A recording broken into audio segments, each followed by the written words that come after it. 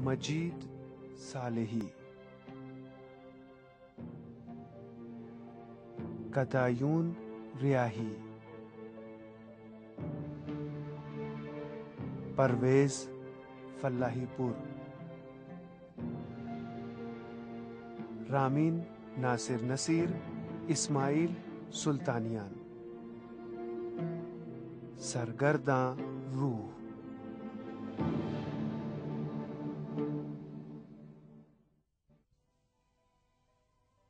अगर मौत मौका न दे के मुझे नहीं दिया तो आदमी के लिए वबाले जान बन जाएगा। वारिस का कर्ज अदा न करना इंसान की जिम्मेदारी खत्म नहीं करता। अगर मौत मौका न दे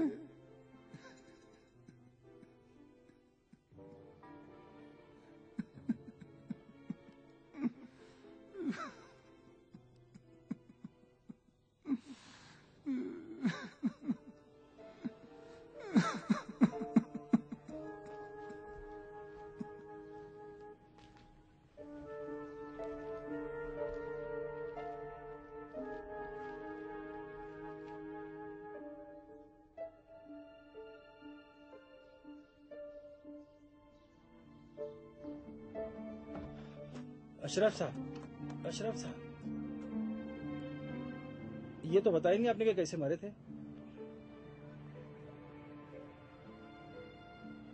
एक रात वकीली के घर में था कि मर गया।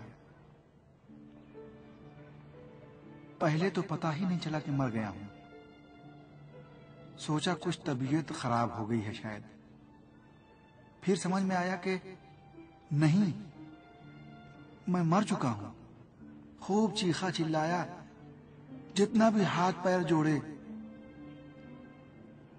कि बस कुछ लम्हे के लिए जिंदा हो जाऊं और अपने तमाम काम ठीक करूं, लेकिन कुछ फायदा न हुआ। बस सिर्फ एक बार दिल धड़क जाता तो काफी था, लेकिन नहीं धड़का। फिर वकीली ने फोन किया और कामरान आ गया।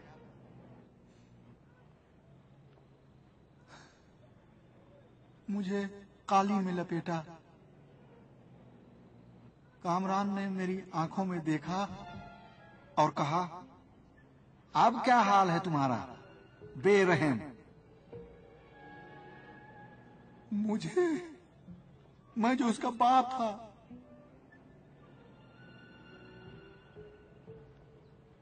मुझे इस तरह मुखातिब किया। मैं जो उसका बाप था, मैं जो उसका बाप था।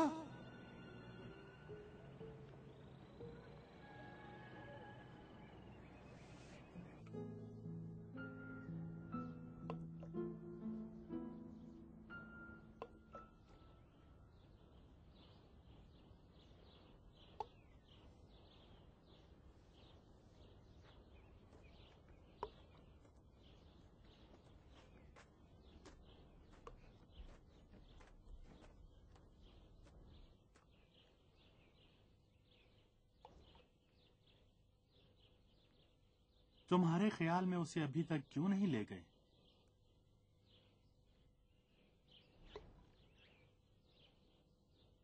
वो क्यों अभी यही है?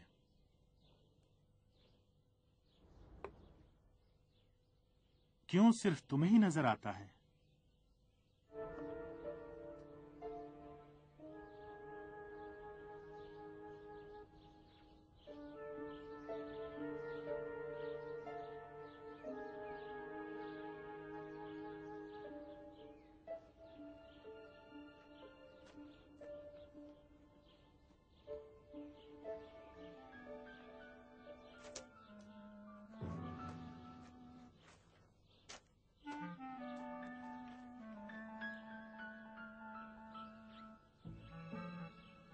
मैं तुम्हारी मदद करूंगा।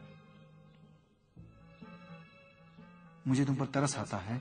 तुम्हें मुझ पर तरस खाने की जरूरत नहीं है।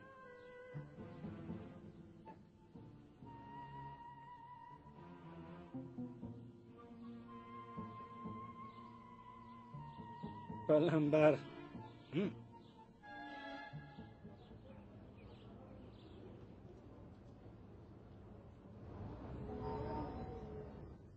आया आया भाई, क्या हो गया? आ गया भाई। कहाँ? कंपनी बंद है, मालिक बाहर गए हुए। फरमाइए। क्यों क्यों बात नहीं कर रहे हो? मैं प्लम्बर हूँ जी, मैं प्लम्बर हूँ, पाइपलाइन चेक करने आया हूँ। यहाँ आओ भाई। कहाँ जा रहे हो? पाइपलाइन? कौन सी पाइपलाइन? मुझे पता है कि कंपनी बंद है, लेकिन खुद अशरफ साहब ने मुझसे कहा है कि उनकी वापसी से पहले मैं पाइपलाइन को ठीक कर दूं। इधर आओ भाई। देखो, बेवकूफ मैं नहीं हूँ, तुम खुद बेवकूफ हो, तुम्हारे बाप दादा बेवकूफ हैं। तुम्हारे इरादे क्या हैं ये तो खुदा जाने। हो ही नहीं सकता कि अशरफ साहब तुमसे कहें और मुझसे कुछ ना कहें। क्या कह रहे हो तुम? ठीक है, तुम मुझसे ज्यादा उन्हें जानते हो। मेरे लिए अच्छा होगा कि मैं अपना काम करूं, तुम्हारे लिए खुदा तुम्हारी मदद करे। अरे इधर तो आओ। देखो कहाँ भाई, जा ये रहे हो? लिबास महंगा हुआ, ये फट जाएगा भाई, फट जाएगा। ठीक है, हाथ नहीं लगाता मैं। जाऊं देखो मैं? रुको, मैं फोन करता हूँ, उनका बेटा कामरान आए और फिर आपसे बात नहीं करें। नहीं नहीं, कामरान किस लिए? रुको कामरान किस भाई। लिए?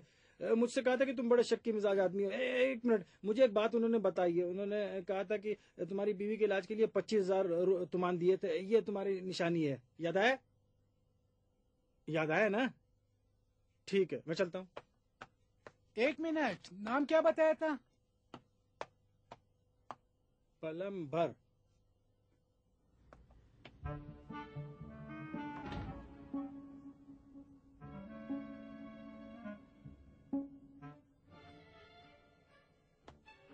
ठीक है।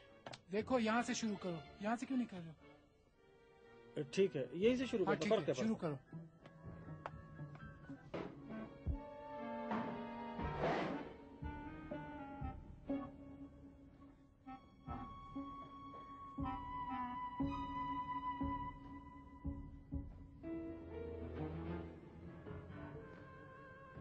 तो क्या होगा? कुछ होने वाला नहीं है। मैं काम शुरू करना चाहता, इसलिए दस्ताने पहने।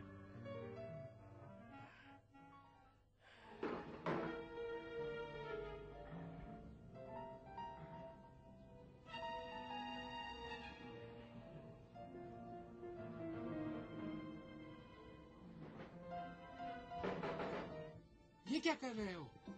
मैं ये देखना चाहता था कि पाइप कहीं से बंद तो नहीं है। नहीं था। हाँ,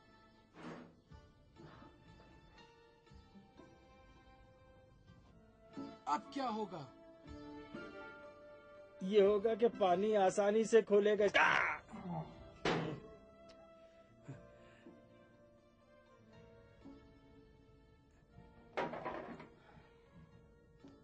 यही एक दरवाजा है।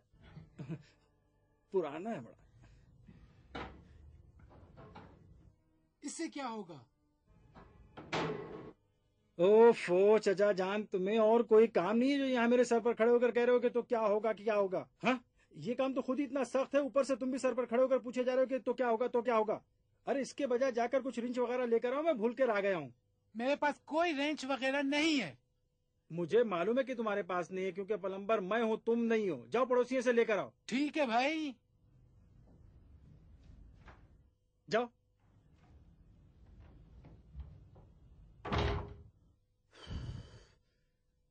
अजीब आदमी है, मेरे सर पर खड़े होकर कह रहे तो क्या होगा, तो क्या होगा?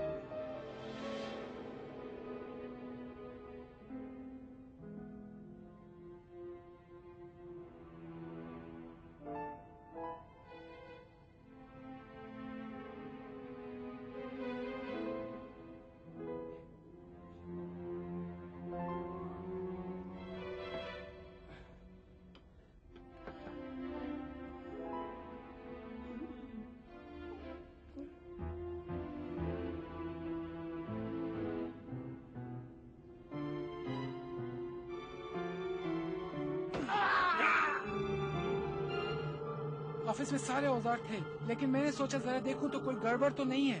प्लम्बर साहब, हाय हाय हाय, खुदा तुमसे समझे चचा, खुदा तुम्हें कभी न बख्शे। उस बुड्ढे ने ऐसी हरकतें की है जो आज तक उसे कब्र नसीब नहीं हो पा रही है। हाय हाय, मेरा सर मेरा फटा जा रहा है, कैसे मारा इसने, इतने जोर से मारा। हाय हाय, मेरा सर फटा जा रहा है। अरे बदकिस्मत जलाल, अरे अम्मी। कैप्टन साहब, मुझसे कहा कि मैं प्लम्बर हूँ, मुझे क्या मालूम कि चोर है। अंदर आकर कुछ करने लगा, फिर मुझसे कहा कि रेंच ले आओ। मैं रेंच लेने चला गया, वापस आया तो देखा तिजोरी खोलने की कोशिश कर रहा है। मैंने उसी से उसके सर पर दे मारा और ये गिर पड़ा। सर, उसके बैग में सिर्फ स्क्रू ड्राइवर वगैरह था। जनाब, इसके बाद आप लोगों को बुला लिया क्योंकि अशरफ साहब के बेटे कामरान साहब नहीं थे यहाँ पे मौजूद। अच्छा किया, इसे हथकड़ी लगा कर ले जाओ। जी सर। हथकड़ी गए काम से। कैप्टन साहब, मैंने तो कुछ किया ही नहीं है। वह चोरी की कोशिश चोरी से कम नहीं है। लेकिन खुदा की कसम मेरी कोई गलती नहीं, उसने कहा था। किसने कहा? किसने कहा? तुम सब एक ही जैसे हो, जो जी में आता है करते हो, उसके बाद दूसरों पर जिम्मेदारी डालते हो। शुक्रिया। अब नामालूम भी नहीं है, लेकिन इसका समझे कि कोई वजूद नहीं है। अब मैं आपको कैसे समझाऊं कि यकीन ना आए, मतलब यकीन आ जाए। मेरा तो खुद ही दिमाग खराब हो गया कैप्टन साहब। पता है वो कह रहा था परेशान है। आपने परेशान रूह के बारे में सुना है? कैप्टन साहब, ये पागलों की एक्टिंग कर रहे ताकि जान बचा जाए। अब फंस गए हो, दिन दहाड़े चोरी करते हो, अब पता चला। कप्तान साहब देखिए, इल्जाम भी लगा, मेरे सर पे मारा भी। खुदा के वास्ते आप इसे गिरफ्तार करें, नाजायज और जायज का तो ख्याल करें। मैं आपको पूरी बात बताता हूँ। हम तो सुकून से जी रहे थे, वो आया और कहने लगा कि तुम्हें हमारी मदद करनी होगी। बेचारा कह रहा था कि उस पर कोई कर्ज है। किसने कहा? किसने कहा? खुद उसने कहा, वहाँ उसने खुद मुझसे कहा, अशरफ साहब ने। कैप्टन साहब, अशरफ साहब तो गए हुए सफर पे, ये अपनी तरफ से कह रहे हैं। चलो ले चलो इसे। अशरफ साहब, चलो भाई, मैं चलो। तुम्हारा क्या करूं भाई? मैं कोई तुम लोगों की रूहों का जल्दी नुमाइंदा निकलो। हूं, ठेका ले रखा है ले मैंने। चलो, ले चलो एक इसे, मिनट ले कप्तान चलो। साहब, मैं पूरी बात आपको बताता हूं। अगर आप मुझे रिहा नहीं करेंगे तो फिर कहिएगा।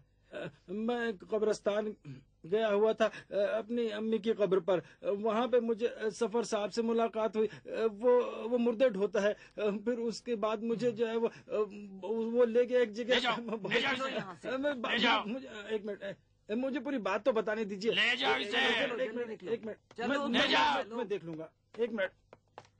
आपको यकीन है कि अशरफ साहब आज रात वापस नहीं आएंगे? जी हुजूर, मैं मुतमईन हूँ क्योंकि वो गए हैं और इतनी जल्दी वापस नहीं आएंगे। अच्छी बात है, तो जैसे ही वो आए उनसे कहना थाने आ जाएं रिपोर्ट लिखवाने के लिए। जी जरूर। कप्तान साहब, ये तो कह रहे थे मुझसे इसका कोई वास्ता ही नहीं है। आप तशरीफ ले जाएं। ठीक है, मैं आपका खादिम हूँ। तुम्हें तो मैं बाद में देखूंगा। ले जाएं आप इन्हें। मैं जाओ। मैं इसको देख लूंगा। खुदा मैं हाफिज। बाद में बताऊंगा। अशरफ साहब, जरा आए तो 1 मिनट के लिए, आपसे छोटा सा काम है। अशरफ साहब, अरे भाई आए तो सही, आपसे थोड़ा सा काम है, सताऊंगा नहीं आपको। बड़े धोखेबाज हो अशरफ साहब, बहुत धोखेबाज हो। ऐसे काम नहीं चलने वाला है। भाई आकर इन लोगों से कह दो कि मैंने कुछ गुनाह नहीं किया है, मैंने कोई गलती नहीं की है। कप्तान साहब, मैं अपनी अम्मी की रूह की कसम खाता हूँ, मैंने कुछ नहीं किया है। ये दरवाजा तो बड़ा धांसू है, पहले तो सलाखें हुआ करती थी। मैं बेगुनाह हूँ भाई, मुझसे क्या मतलब कि किसी रूह को मदद की जरूरत है। मैं तो खुद ही बहुत परेशान आदमी हूँ भाई। अशरफ साहब, खुदा तुम्हें कब्र में ले जाए। कितना जाना पहचाना है ये दरवाजा, कितना जाना पहचाना है। ये लोग भी दरवाजे बदलते रहते हैं। अगर सलाखें होती तो अब तक तुम निकल चुके होते।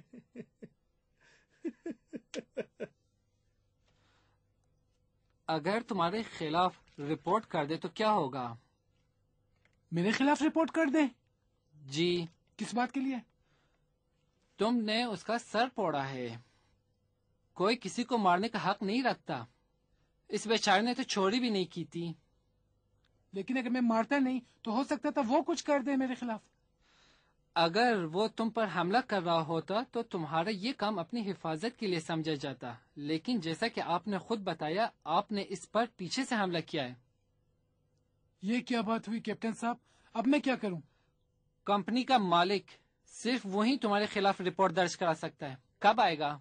मुझे इतला नहीं है। उनके बेटे भी कह रहे थे कि काफी दिन लगेंगे। उनका बेटा कहाँ है? मैंने अर्ज किया ना हुजूर, उनका मोबाइल बंद है तो अब रात तक उनसे राब्ता नहीं हो सकता। उसने चोरी नहीं की है, इसलिए हमारे लिए उसे यहाँ रखना मुश्किल है।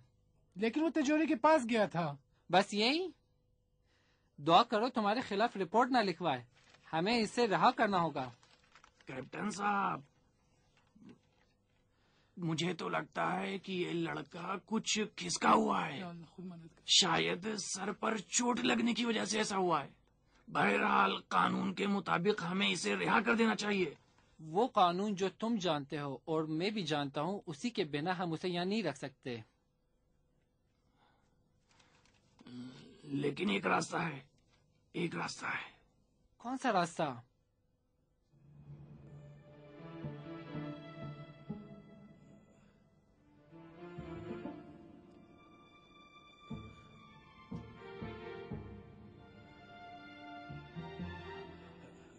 अपने जहन पे इतना जोर न डालो। फिर क्या हुआ? आपकी शक्ल बहुत जानी पहचानी है, मुझे यकीन है कि मैंने आपको पहले कहीं देखा है। ये बात तो तुम 5 बार कह चुके हो। मैंने भी कहा नहीं। उसके बाद क्या हुआ? अच्छा अच्छा, हाँ बात, ये बात नहीं, मेरे सर में चोट लगने की वजह से मेरा दिमाग खराब हो गया। उसके बाद मैं वहां से फूट लेना चाहता था कि अचानक अशरफ साहब खुद ही आ गए। कहने लगे, जलाल मेरी मदद करो। जलाल मैं हूँ, जलाल साहब। हाँ, बता चुके हो। हाँ हाँ बता चुका हूँ। उसके बाद वो कहने लगे कि वो कागजात वकीली और कामरान के हाथ नहीं लगने चाहिए। अब ये कामरान कौन है? उनका बेटा है। तो जनाब, बच्चे बड़े नालायक हो गए आजकल के। मैं संजीदा हूँ, बड़े नालायक हो गए बच्चे। जैसे इसी कामरान को देखें, बड़ा नालायक लड़का है, बहुत नाखला बच्चा हो गया है ये। अभी इसके वालिद को ही देखें, उन्हें बहुत ज्यादा इससे शिकायत है, बहुत।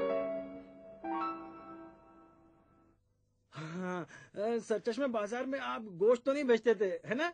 नहीं भाई नहीं, मेरा नाम डॉक्टर होशियार है। अब बताओ मैं क्या कर सकता हूँ तुम्हारे लिए? मेरे लिए इमाम हुसैन की कसम, डॉक्टर तो महरम होता है ना। मैं जेल जा चुका हूँ, लेकिन ये ना समझिएगा कि मैं मुजरिम हूँ। एक बार थोड़ा गाफिल पड़ गया था और शैतान के बहकावे में आ गया था। बस यूं ही समझ लें कि तजर्बे के तौर पर आजमाने के लिए एक बार चोरी कर डाली।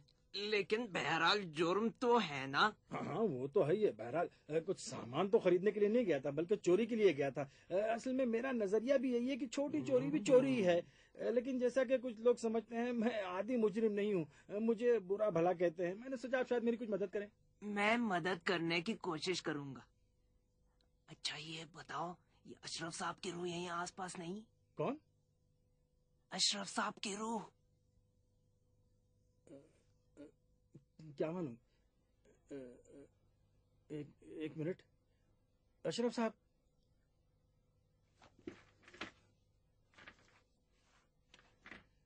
ए रूह, डॉक्टर साहब भी अपने ही आदमी हैं। ये रूह, अशरफ साहब।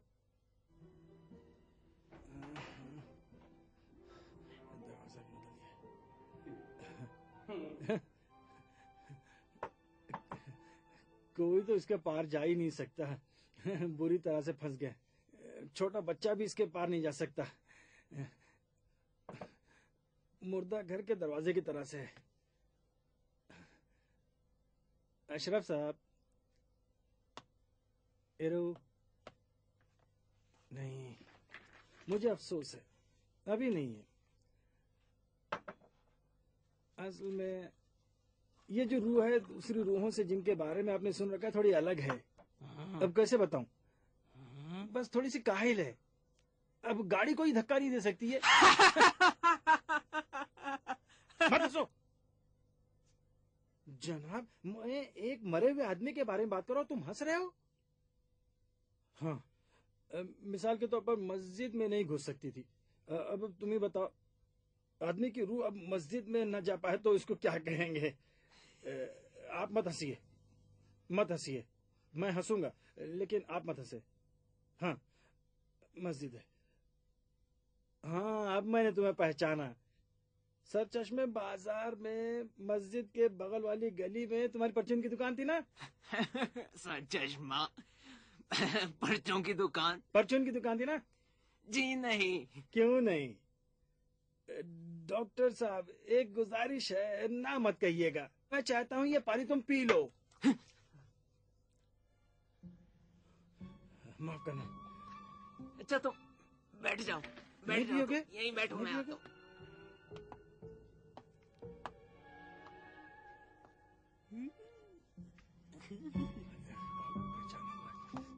इसे मैंने कहीं देखा है। शौकत से मिलता है। हाँ, शौकत साहब से मिलता है। इसके बाल शौकत के नहीं हैं। हाँ, ये शौकत का भाई है। आपका मतलब वो सच कह रहे हैं? मैंने अर्ज किया ना जनाब। हाँ, तो इसका मतलब सचमुच किसी रूह ने इससे करने को कहा था? जब मैं ये कहता हूँ कि वो सही कह रहा है, तो इसका मतलब है कि वो पूरे इत्मीनान और सच्चाई के साथ कह रहा है।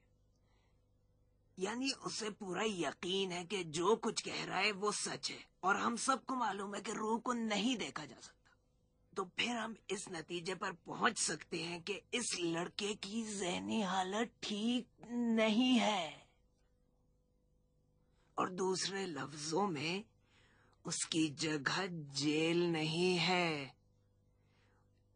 उसे दिमागी अमराज के अस्पताल में रखा जाना चाहिए। मैंने कहा था। आपका मतलब? जी, मतलब ये कि इन हालात में यहाँ रखना न सिर्फ ये कि इस बेचारे की तबीयत ज्यादा खराब होगी, बल्कि ये जुर्म भी है। सुना, जुर्म है, जुर्म।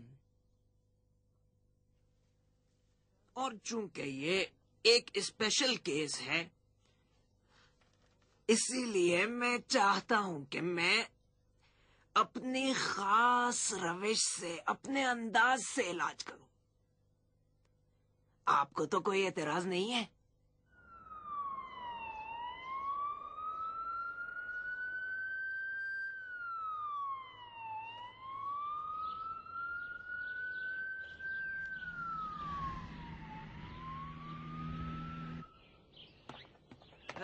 पागल को ले आए, पागल, पागल, पागल, पागल, पागल, पागल, पागल, पागल, पागल। तू पागल, तेरे बाप दादा पागल, खुद पागल हो। अशरफ कहाँ हो? बस मुझे मिल जाओ एक बार तो बताऊंगा। रूह हो तो क्या हुआ? ठीक है, मैं खुद को मार लूंगा ताकि रूह बनकर तुम्हारे साथ अपना हिसाब चुकता कर लूं। मर चुके हो तो मैं क्या करूं? मैं तुम्हें फिर से मार डालूंगा। मुझे छोड़ो भाई, छोड़ दो मुझे। अरे कोई मेरी मदद करो भाई। अरे मुझे छोड़ दो, मदद करो मेरी, मदद।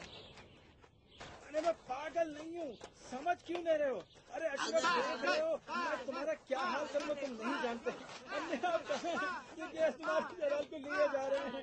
पागलों को देखो, ये पागल है। मैं पागल नहीं हूँ। अरे जाओ भाई, छोड़ दो मुझे। की हालत बहुत खराब है। 100 बार कह चुका हूँ इन पागलों को यहाँ मत लाओ। कौन सुनता है लेकिन यहाँ पे। इसी तरह के मरीजों ने ही तो यहाँ का मेयार खराब कर रखा है भाई।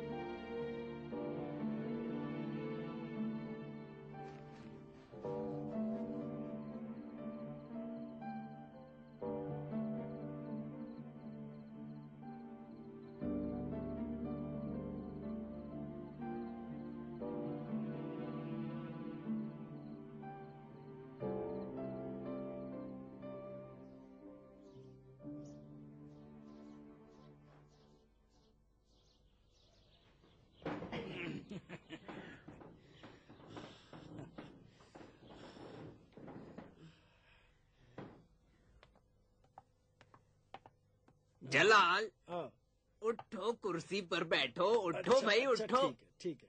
उठो। ये लो चॉकलेट, बहुत शुक्रिया। खाओ, जान मिलेगी। बहुत शुक्रिया। बैठो।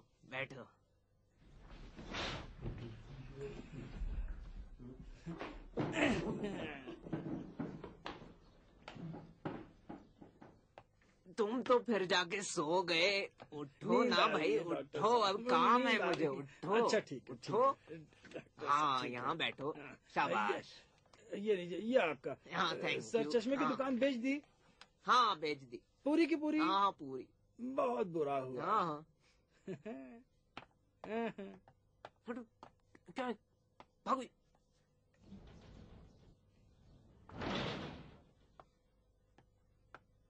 हाँ हाँ भाई, हाँ। देखो जलाल बेटा, मैं कोशिश करूंगा तुम्हें समझूं। माँ की मौत, जेल जाना, घर बार से हाथ धो देना, वो तो अम्मी के इलाज के लिए मैंने बेचा था। हाँ, लेकिन कोई फायदा नहीं हुआ। उसके बाद तुम्हारी मंगेतर भी छूट गई। वो तो उसके गंजे बाप ने उसकी शादी कर दी। माफ कीजिएगा, मैंने गंजा कहा। लेकिन आप तो अच्छे लगते हैं। वो बिल्कुल नहीं उसके पास बाल। इतने दिनों के बाद तुम दरबदर भी हो गए बेटा। हाँ, पार्क में सोना पड़ता है क्योंकि मुसाफिर खाने के भी पैसे नहीं है मेरे पास। बड़े अफसोस की बात है। और उससे भी बुरा, तो मेरी माँ की कब्र का हाल है। एक पत्थर तक नहीं है। लेकिन एक बार जब मैंने किसी का पर्स मारा था, सोचा था कि एक पत्थर लगवा दूंगा। लेकिन पुलिस भाइयों ने मेहरबानी की और फिर मुझे जेल में डाल दिया। मैंने काम भी तो बुरा किया था ना। बहुत बुरा। तो तुम्हें हक है कि इस दुनिया से दिल ऊब जाए। देखा ना, तुम्हें हक है कि अपने लिए एक अलग दुनिया बना लो। और क्या? ऐसी दुनिया जो हम लोगों की दुनिया से बिल्कुल मुख्तलिफ हो। देखा ना, ऐसी दुनिया जिसमें अजीब और गरीब चीजें हों, जैसे केला, जैसे सिगरेट, जैसे अशरफ साहब की रूह। हाँ, अशरफ साहब की रूह, जैसे वो सफर आखिरत। वो और उसकी मुर्दा ढूंढने वाली खटारा गाड़ी। खुदा की कसम डॉक्टर साहब, मैंने उससे कहा था कि भाई गाड़ी बदल लो, मेरे दोस्त अहबाब है, मदद कर देंगे तुम्हारी। लेकिन तुम्हारी बात सुनी नहीं होगी। क्या आप वहाँ पर थे? मेरी तो कोई बात ही नहीं सुनी, लिफ्ट ही नहीं कराई उसने मुझे तो। कुदरती बात है। हाँ, क्योंकि तुम इस दुनिया के आदमी नहीं हो और सफर आखिरत दूसरी दुनिया का आदमी है जो सिर्फ तुमको नजर आता है। बड़ी अजीब दुनिया है। लेकिन आपने दुकान क्यों बेच दी? दुकान की बात छोड़ दो, अब बताओ तबीयत कैसी है? डॉक्टर, मेरी तबीयत ठीक नहीं है। सारी गलती उस अशरफ की है और सफर आखिरत की। जलाल, उनका वजूद नहीं है, ये तुम्हारा वहम है। वो लोग ख्यालात हैं, उन्हें भूल जाओ। कोशिश करो कि अब उन्हें न देखो। ठीक है।